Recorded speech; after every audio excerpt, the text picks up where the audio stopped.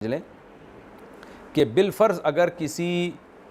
कोई बच्चा ऐसा पैदा हो जिसके सीने में दो दिल हों, एक मिसाल दे रहा हूँ, जैसे होता है बाज़ दफ़ा किसी बच्चे की 6 उंगलियाँ होती हैं,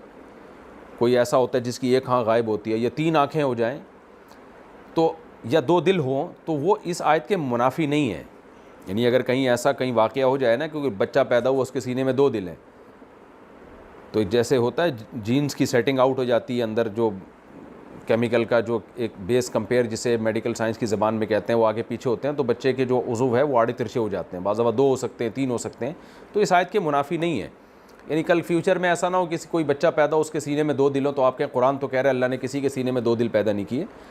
वजह उसकी ये है कि कुरान की आयत का ये मतलब नहीं है कि 2 दिल किसी के सीने में नहीं हो सकते या 6 उंगलियाँ नहीं हो सकती। कुरान का असल मकसद ये है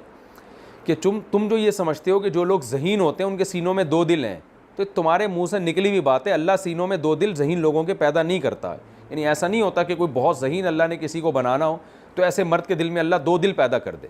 हाँ, किसी बीमारी के बाइस किसी के 2-3 दिल हो जाएं, या आधा दिल हो, या आधा धड़ हो, या डबल उंगलियां निकली हुई हों, या 2 जुड़े हुए बच्चे पैदा हों, ये तो किसी बीमारी के सबब सब कुछ हो सकता है।